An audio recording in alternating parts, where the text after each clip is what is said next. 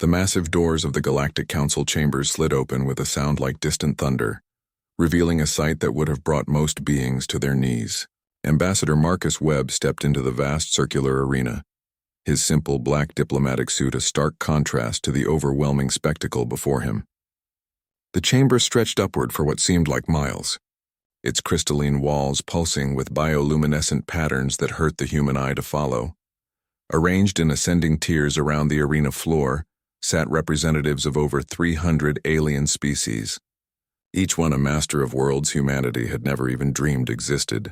The air thrummed with the power of technologies so advanced they bordered on magic, while translation matrices buzzed with the constant chatter of dozens of languages that predated human civilization by millions of years. At the highest tier, in seats carved from what appeared to be solid starlight, sat the Council of Ancients. These beings had witnessed the birth of galaxies, had shaped the very laws that governed interstellar civilization. Their attention focused on Webb like the weight of collapsing stars, and he could feel their disdain washing over him in waves of telepathic pressure that made his temples pound. Prime Counselor Thexamara rose from her throne of crystallized time, her six-armed form towering nearly 20 feet above the chamber floor. When she spoke, her voice carried the authority of someone who had ruled star systems before Earth's sun had even ignited. "So," she began, her words echoing through translation matrices in hundreds of languages simultaneously. "The primitives of the third rock finally crawl from their gravity well to demand our attention." Laughter erupted from the galleries, a cacophony of clicks, hisses, harmonic tones, and sounds that human ears weren't designed to process. Webb stood perfectly still in the center of the judgment circle, his hands clasped behind his back, waiting for the mockery to subside. He had expected this reaction. Earth's intelligence services had prepared him for exactly this scenario. "Your species," continued another voice from the middle tiers, belonging to General Vork of the Dominion Fleet, "has existed for what, 200,000 years? We have civilizations in this chamber that predate your entire evolutionary tree. What possible contribution could such infants make to galactic governance?" Webb finally spoke, his voice calm and measured despite the overwhelming pressure of hundreds of alien minds pressing against his consciousness. "Honored counselors, I come not to demand but to offer. Earth requests consideration for associate membership in the Galactic Council, and in return we offer something that has eluded your collective wisdom for over 50 millennia. The laughter stopped abruptly. Prime Counselor Thexamara leaned forward, her multiple eyes focusing on Webb with laser intensity. "You dare suggest that your primitive species possesses knowledge beyond our own? We who have mastered the fundamental forces of reality itself?" "Not knowledge," Webb replied, stepping forward into the exact center of the judgment circle. "Understanding. There is a difference." The temperature in the chamber seemed to drop several degrees. Ancient beings who had never known uncertainty suddenly felt the unfamiliar sensation of doubt creeping into their thoughts. Webb reached into his diplomatic pouch and withdrew a small crystalline artifact that immediately caused several council members to gasp audibly. "Impossible," whispered Archscribe Nelu of the repository, her crystal form refracting light in patterns of shock and disbelief. "That artifact has been lost for 30,000 years. It was sealed in the Forbidden Vaults after the last expedition to the Earthic ruins claimed 17 research teams." Webb held the crystal up to catch the chamber's ambient light, causing ancient script to flow across its surface like liquid fire. 3 months ago, Dr. Rachel Stevens of Earth's Xenoarchaeology Institute successfully translated the primary inscription. It wasn't a warning as your scholars believed. It was an invitation. "Lies!" snarled Commander Drex of the War Council, his reptilian features twisting with rage. "No living being can read the dead language. The neural patterns required would burn out any organic brain and overload any synthetic matrix. Any brain evolved under standard galactic conditions," Webb agreed calmly. "But human brains developed in isolation, under unique evolutionary pressures. We process information differently. Our neural pathways form connections that other species find impossible to achieve." He activated the crystal with a touch, and suddenly the chamber filled with holographic projections of star maps, mathematical equations, and most shocking of all, clear translations of Earthic text that had baffled galactic scholars for millennia. The assembled representatives stared in stunned silence as humanity's interpretation revealed Not random archaeological fragments, but a coherent message that painted a picture of galactic history no one had imagined. The Earthek weren't just another extinct civilization, Webb continued, his voice carrying across the suddenly silent chamber.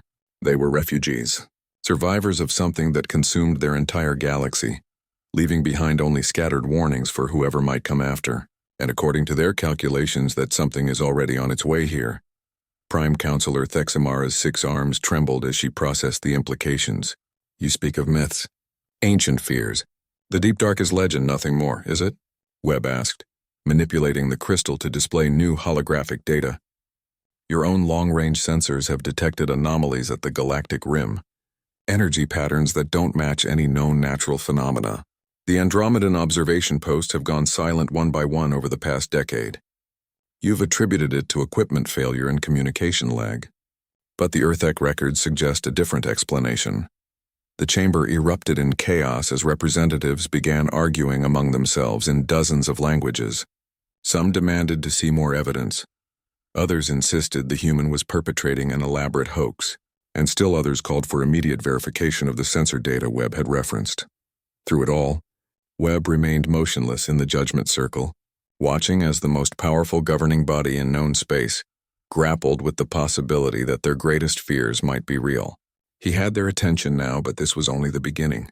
The real test would come when they learned what humanity was actually proposing to do about the approaching threat. Silence. Prime Counselor Thexmara's voice cut through the chaos like a blade. Human, you have presented claims that, if true, threaten the very foundation of galactic civilization. You will remain in the council chambers while we verify your data. Any attempt to leave will be considered an act of war against the Galactic Council. Webb smiled for the first time since entering the chamber. I wouldn't dream of leaving, Prime Counselor.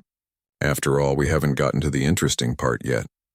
As security fields activated around him and the chamber's massive doors sealed with the finality of a tomb closing, Webb reflected that the next few hours would determine not just humanity's place in galactic civilization, but whether there would be a galactic civilization left to join. The real negotiation was about to begin. The security fields hummed around Marcus Webb like caged lightning, but he showed no sign of discomfort as he waited for the Galactic Council to process his revelations.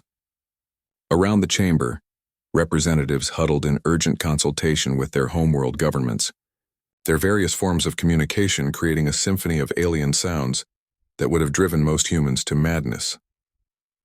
Prime Counselor, Thexmara's 6 eyes remained fixed on the human ambassador, while her mind interfaced directly with the Council's quantum databases. The verification process was thorough and merciless, designed to expose any deception within microseconds. As the minutes ticked by, her expression grew increasingly troubled. The sensor data confirms anomalous readings at galactic coordinates 847.3932891, announced datakeeper Yith, her ethereal form flickering between dimensions as she accessed information streams from across the galaxy. Furthermore, the pattern matches predictive models extrapolated from the Earthek translations provided by the human delegation. A collective shudder ran through the assembled representatives. These beings had conquered death, transcended physical limitations, and reshaped reality to their will.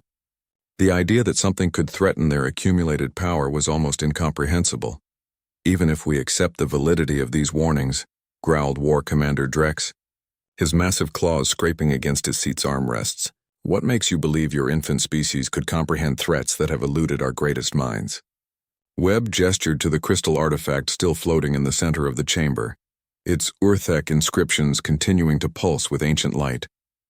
Because you've been looking at this as a technological problem. Advanced civilizations always do.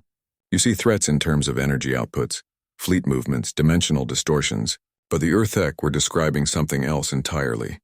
He manipulated the crystal again, and new holographic displays materialized around the chamber. Instead of star charts and mathematical equations, these showed biological diagrams, evolutionary trees, and most disturbing of all, detailed anatomical studies of species that had vanished from galactic records millions of years ago. The entity approaching our galaxy isn't a fleet or a weapon, Webb continued, his voice cutting through the whispered conversations that had erupted among the council members. It's a predator, and like all successful predators, it has evolved to hunt specific prey. Archscribe Nelu's crystalline form refracted the holographic light into prismatic patterns of confusion and growing alarm. You suggest this key thing specifically targets advanced civilizations? Not targets, Webb corrected. Farms. According to the Orthek records, this entity has consumed dozens of galaxies over the past billion years. It doesn't destroy indiscriminately. It cultivates. It waits for civilizations to reach a certain level of technological sophistication, then harvests the accumulated knowledge and energy. The chamber fell into a silence so complete that the quantum processors could be heard humming in the background. Ancient beings who had never known fear suddenly found themselves confronting their own mortality on a scale that dwarfed even their vast lifespans. The pattern is always the same, Webb continued, calling up more holographic data from the Orthek archives. First, the entity sends scouts, energy parasites that feed on advanced technology, growing stronger with each system they consume. Your observation posts at the Galactic Rim weren't destroyed by equipment failure. They were converted.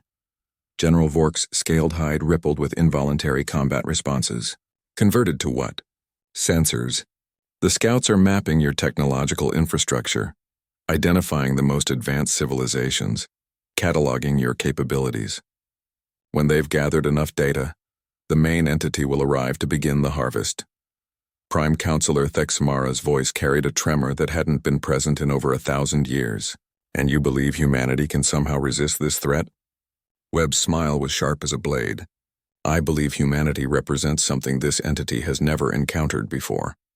You see, predators evolve to hunt specific prey, but that specialization becomes a weakness when faced with something completely unexpected. He gestured to himself, standing alone in the judgment circle, surrounded by the representatives of hundreds of advanced species.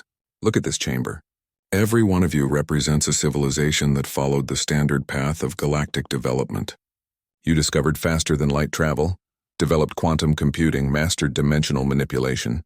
You're all variations on the same theme. And humans are different. How exactly? Demanded Commander Drex, his patience clearly wearing thin. We're what happens when a species develops in complete isolation for 200,000 years, Webb replied. We never had access to galactic technology trees. We never learned the proper way to advance. We develop sciences your quantum computers can't even model, because we think in ways your evolved brains literally cannot process. To demonstrate his point, Webb activated a small device from his diplomatic kit. The holographic display shifted to show Earth's technological development timeline, and the assembled council members stared in growing bewilderment at humanity's chaotic, seemingly random approach to advancement. You mastered faster than light travel before developing sustainable energy, observed Data Keeper Yith, her form flickering with confusion. You created quantum computers using binary logic systems that should be physically impossible. Your weapons technology follows no rational progression pattern. Exactly, Webb said. We're technological barbarians. We build things that shouldn't work, solve problems through methods that violate basic scientific principles, and somehow make it all function through sheer bloody-minded determination. Archscribe Nelu leaned forward, her crystalline features reflecting the chamber's light in patterns of dawning understanding. You're suggesting that humanity's primitive approach might be invisible to the entity's recognition patterns. More than invisible, Webb replied. Incomprehensible. This predator has evolved to identify and consume advanced civilizations. But we're not advanced. We're weird. We're the galactic equivalent of a species that learned to fly by strapping wings to their backs and jumping off cliffs until something worked. The implications began to sink in around the chamber. A predator that had successfully hunted advanced civilizations across multiple galaxies might be completely unprepared to deal with a species that had reached space travel through what could only be described as controlled insanity. But even if this entity cannot immediately identify humanity as a threat, Prime Counselor Thexmara said slowly, what can one primitive species do against something that has consumed entire galaxies? Webb's expression grew serious. That's where it gets interesting. The Orthek didn't just leave warnings. They left weapons. Instructions for building defenses that could actually hurt this thing.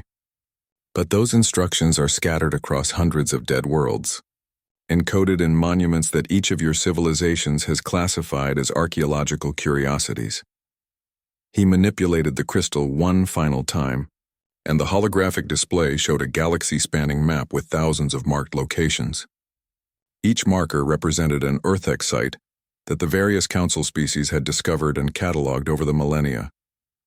Individually, these sites are meaningless puzzle pieces, but together they form a complete weapons manual. The problem is, no single civilization controls enough sites to assemble the complete picture, and even if they did, the weapons themselves are designed to be built using technologies that don't follow standard galactic development patterns.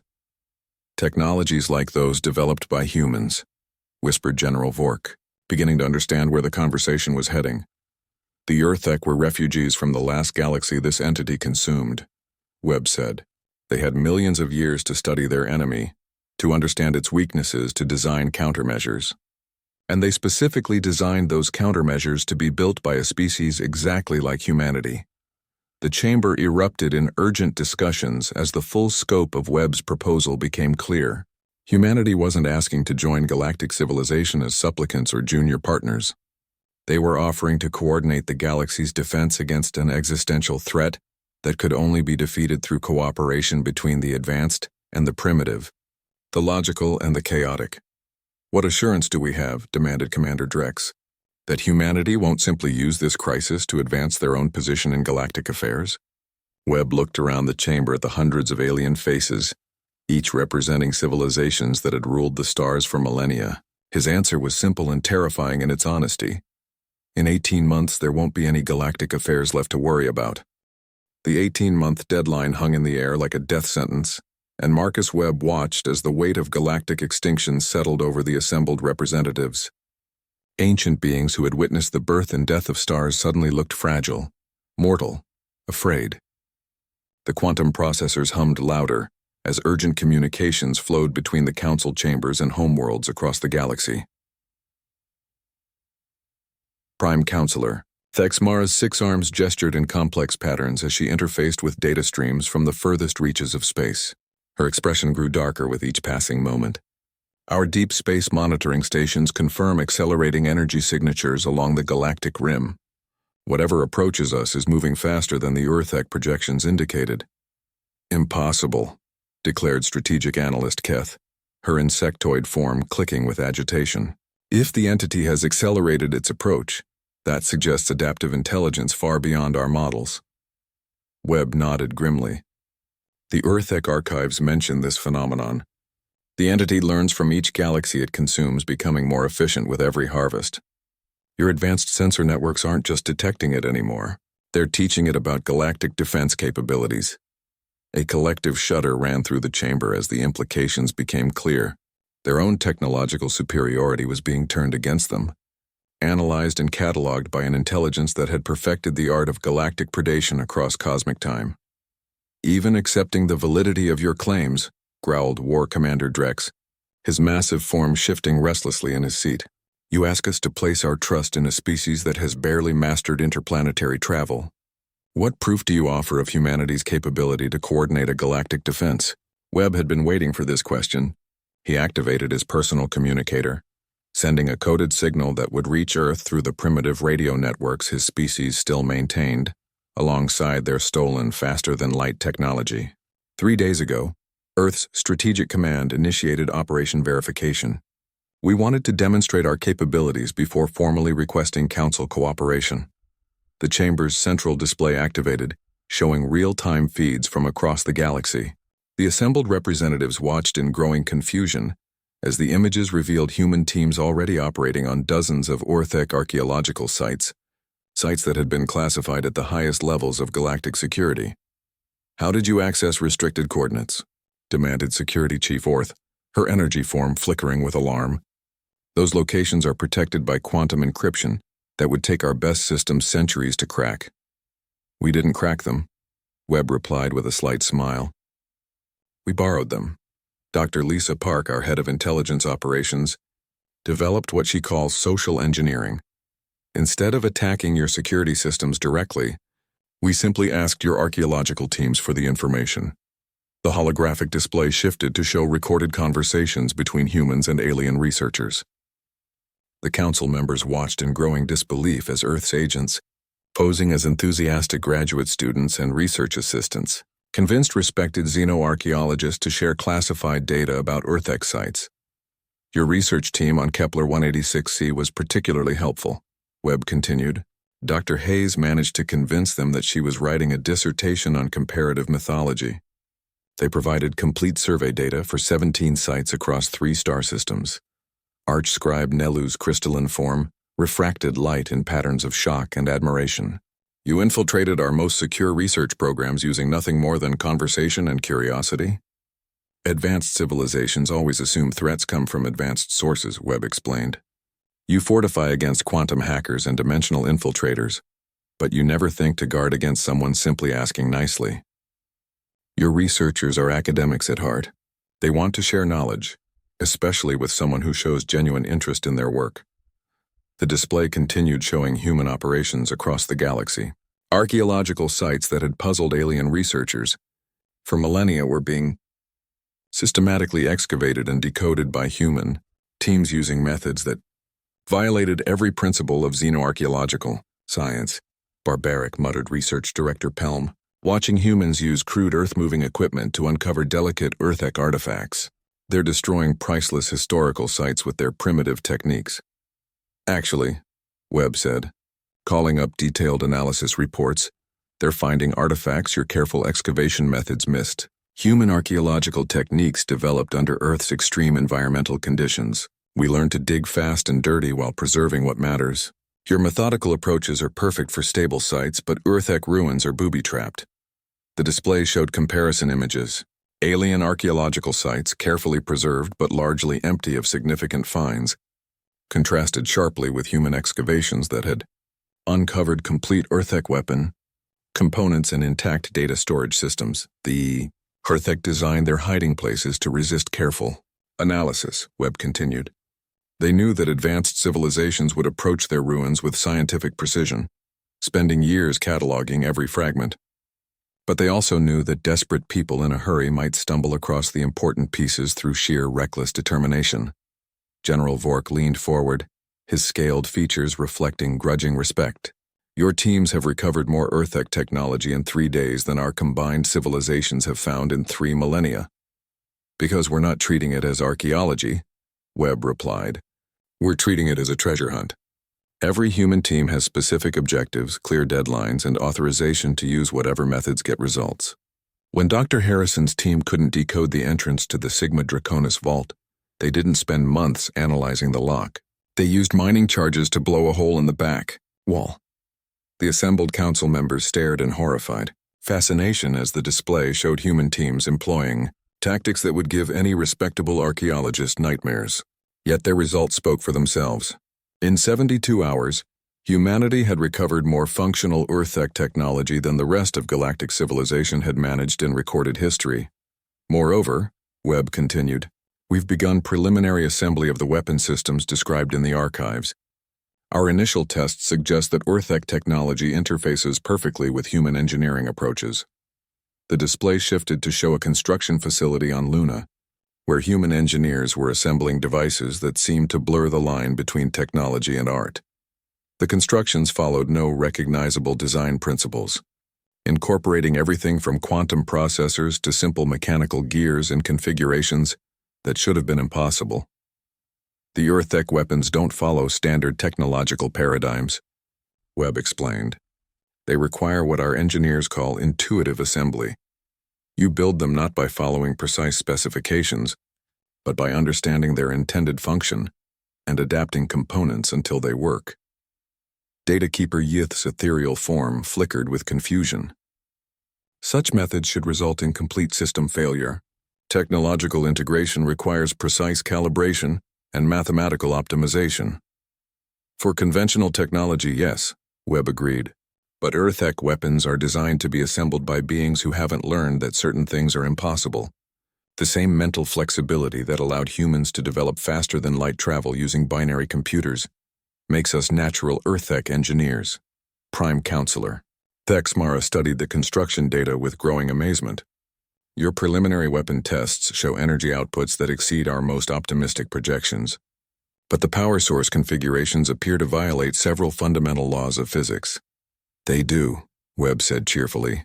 That's what makes them effective against an entity that has learned to predict and counter conventional physics-based weapons.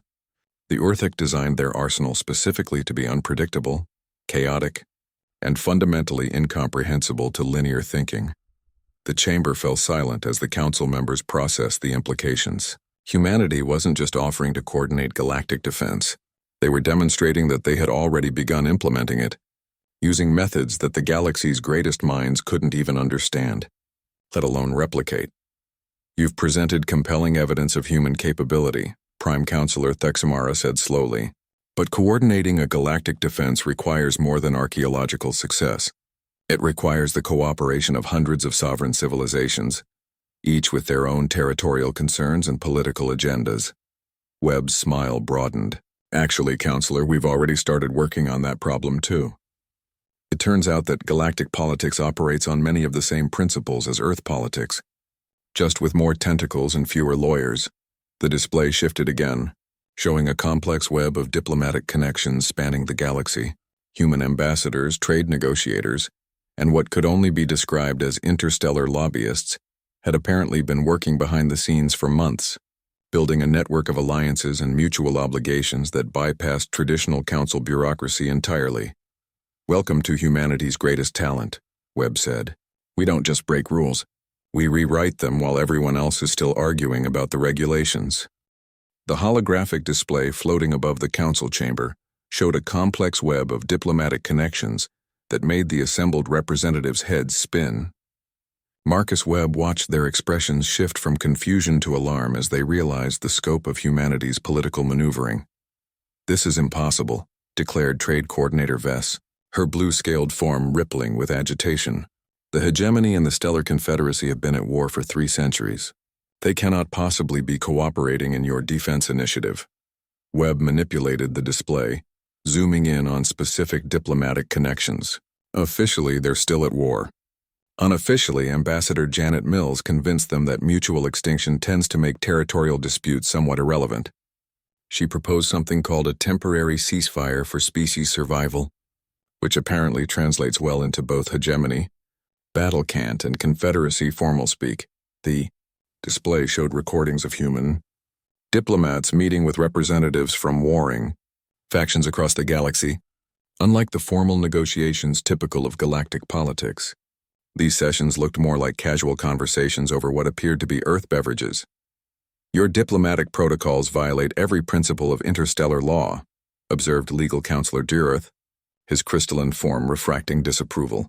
Formal negotiations require ceremonial preparation, ritualistic exchanges, and adherence to the sacred protocols established by the First Council, which is exactly why they take an average of 47 years to produce any meaningful results, Webb replied.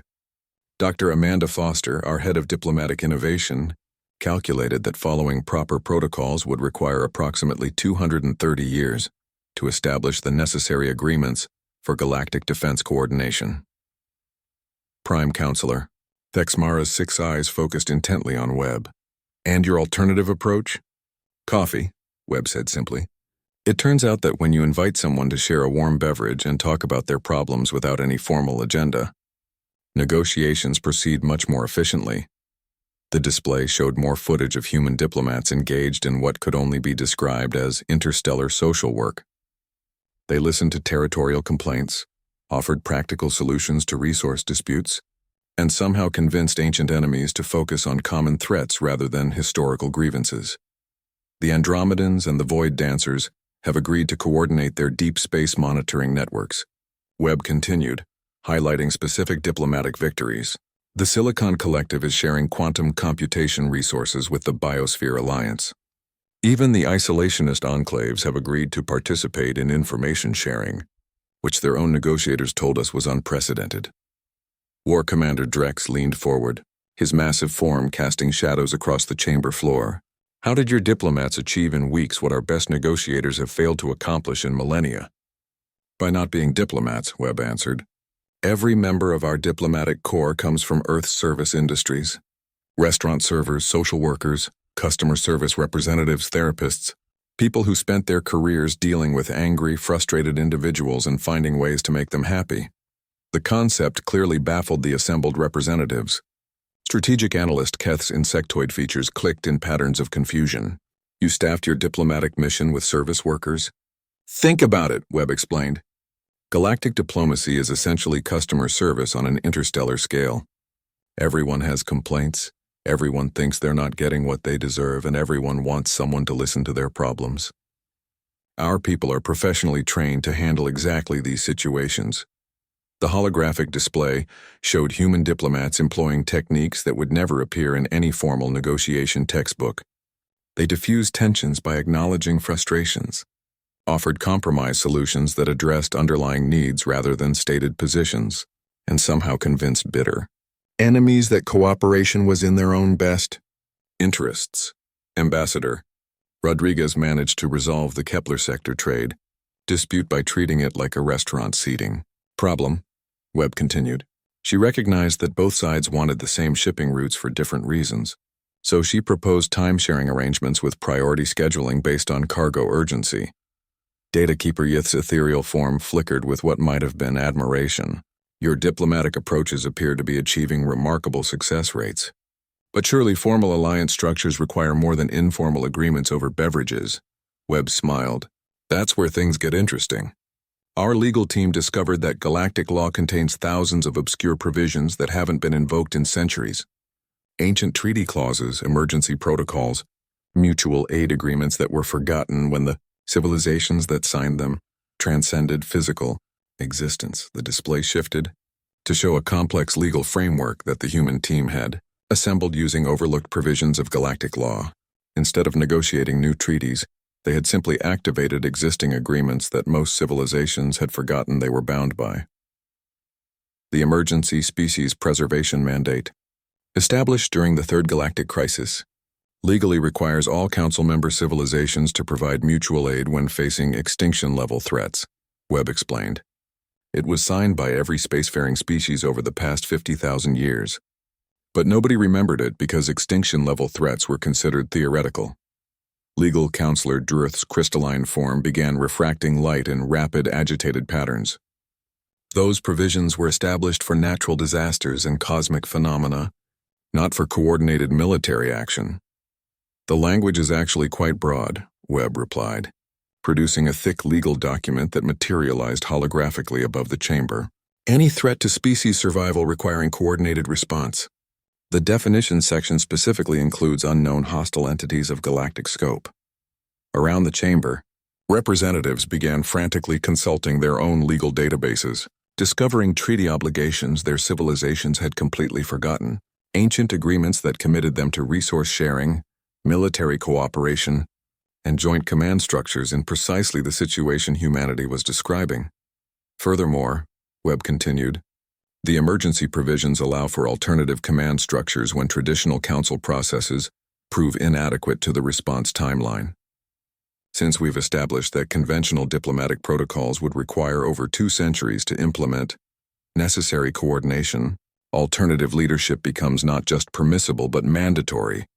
Prime Counselor Thexmara's voice carried a note of grudging respect. You've essentially used our own forgotten laws to justify bypassing our entire governmental structure. Not bypassing, Webb corrected. Streamlining. The Council retains full authority over policy decisions. We're simply proposing to handle implementation details through more efficient channels. The display showed the current state of humanity's coordination network, resource allocation systems that connected thousands of worlds, communication protocols that bypassed traditional bureaucratic channels, and command structures that could coordinate military responses across galactic distances in real time. Your preliminary defense network is already more comprehensive than anything the Council has achieved in recorded history, observed General Vork, studying the tactical displays with professional interest. How did you establish such extensive cooperation so rapidly? By recognizing that most civilizations actually want to cooperate, Webb replied. The problem has never been unwillingness to work together. The problem has been navigating bureaucratic systems designed to prevent hasty decisions rather than facilitate necessary ones. Arch-scribe Nelu leaned forward, her crystalline features reflecting the chamber's light in patterns of curiosity. And what role does humanity propose to play in this coordination network? Webb's expression grew serious. The role everyone expects us to play, the barbarians, we'll be the ones making decisions too quickly, taking risks too dangerous for sensible beings to consider, and implementing solutions that violate established protocols. In other words, Prime Counselor Thexmara said slowly, "You're proposing that humanity serve as the galaxy's designated rule breakers." "Someone has to," Webb replied. "Your civilizations have spent millions of years becoming wise, careful, and prudent. Those are admirable qualities that have allowed you to build incredible societies and achieve remarkable technological advancement. But when facing an enemy that feeds on predictable responses, wisdom becomes a liability." The chamber fell silent as the representatives processed the full scope of what humanity was proposing. Not just military coordination or technological cooperation, but a fundamental reimagining of how galactic civilization could respond to existential threats. "The entity approaching our galaxy has consumed dozens of others," Webb said quietly. Every time the pattern was the same. Advanced civilizations detected the threat, convened councils, debated responses, formed committees, and by the time they agreed on action, it was too late. He gestured to the holographic displays showing humanity's chaotic, improvised, and highly effective. The weight of galactic extinction pressed down on the council chamber like a physical force. Marcus Webb stood motionless in the judgment circle, surrounded by the representatives of hundreds of civilizations, all grappling with a choice that would determine the fate of trillions of sentient beings. The holographic displays continued to show humanity's coordination network, spreading across the galaxy like a web of controlled chaos, growing stronger with each passing hour. Prime Counselor Thexmara rose from her throne of crystallized time, her 6 arms moving in complex patterns as she accessed the deepest levels of the Council's quantum databases. The chamber's atmospheric processors hummed louder as they struggled to maintain suitable breathing environments for the increasingly agitated representatives. "The verification process is complete," the Prime Counselor announced, her voice carrying across translation matrices in hundreds of languages. "Our deep space sensors confirm accelerating energy signatures consistent with the Earth-ec warnings. Furthermore, analysis of recent communication failures suggest that 17 Outer Rim monitoring stations have been compromised using methods that match the described scout infiltration patterns." A collective shudder ran through the assembled representatives. The threat was no longer theoretical. It was already here, probing their defenses, learning their capabilities, preparing for harvest. Strategic Analyst Keth's insectoid form clicked with rapid calculations.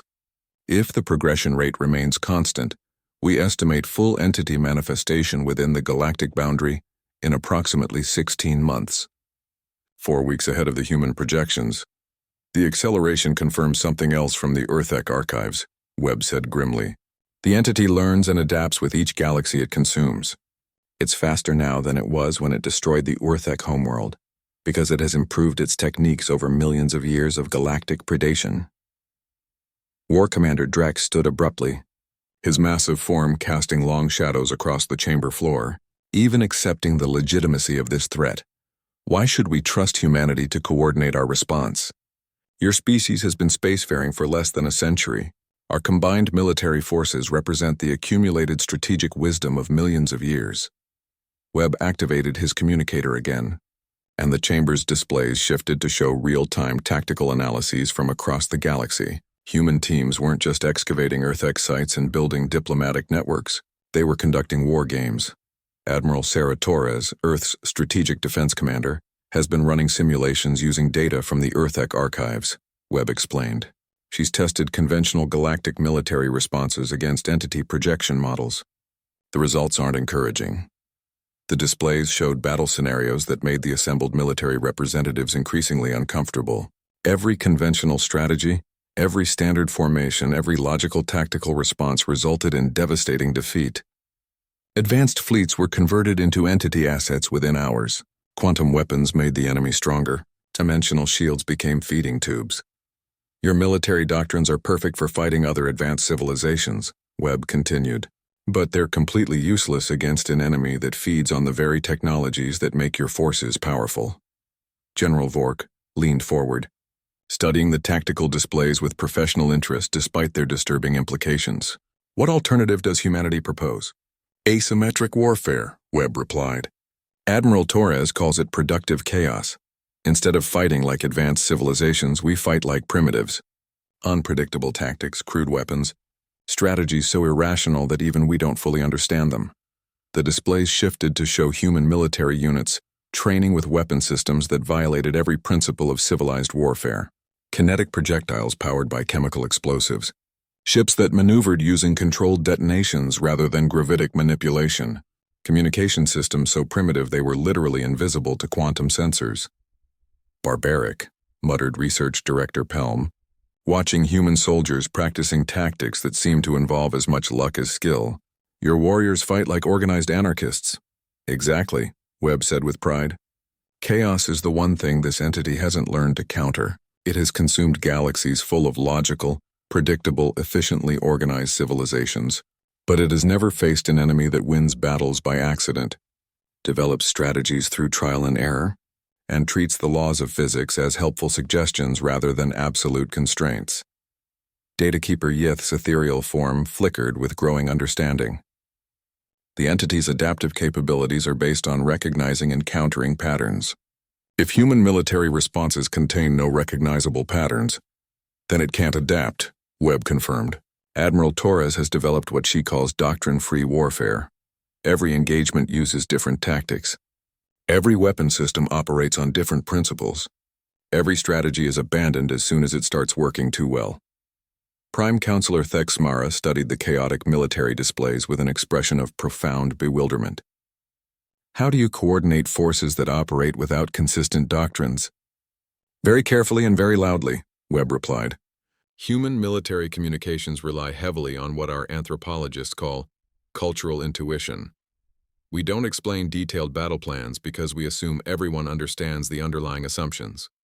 It drives our own analysts crazy, but it makes our tactical decisions completely incomprehensible to outside observers. Around the chamber, representatives began to grasp the full scope of what humanity was proposing, not just military alliance or technological cooperation, but a complete abandonment of everything their civilizations had learned about warfare, diplomacy, and galactic governance. You're asking us to trust our survival to organize madness, observed Legal Counselor Deerarth, his crystalline form refracting patterns of deep concern. I'm asking you to trust your survival to the only approach that hasn't been tested and countered by an entity that has perfected galactic extermination, Webb replied. Every logical response has been tried. Every rational strategy has failed. The only option left is irrationality. The chamber fell into tense silence as the council members processed the implications. These ancient beings had spent millions of years accumulating wisdom, developing sophisticated societies, and creating elegant solutions to complex problems. Humanity was asking them to throw all of that away and trust their fate to cosmic barbarians. Archscribe Nelu was the first to speak. The archaeological evidence supports human capabilities. Your teams have recovered more functional Earth-tech technology in days than our civilizations have found in millennia. The diplomatic network demonstrates remarkable coordination abilities, added Trade Coordinator Vess reluctantly. Conflicts that have persisted for centuries have been resolved through methods we never considered.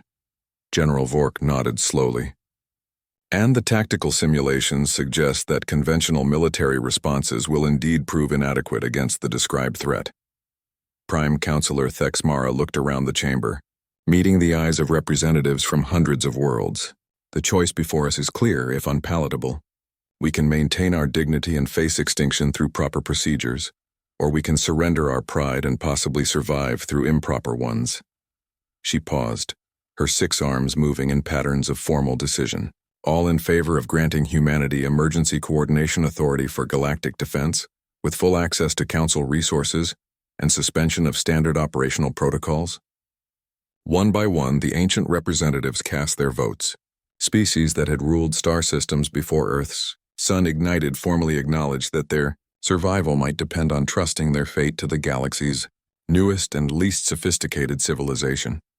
The motion passes, Prime Counselor Thexmara announced. Ambassador Webb, Earth is hereby granted not only membership in the Galactic Council, but emergency command authority for the defense of our galaxy. May the wisdom of ages forgive us for this decision. Webb bowed formally to the assembled representatives. Counselors, I promise you that humanity will approach this responsibility with all the seriousness, dedication, and complete disregard for impossible odds that our species can muster. As the chamber's massive doors opened and the representatives began filing out to implement decisions that would reshape galactic civilization, Webb couldn't help but smile. Somewhere in the vast cosmos, an ancient entity was approaching with the confidence of a predator that had never encountered prey capable of fighting back through sheer stubborn insanity. Was about to learn that humans had turned unpredictability into an art form.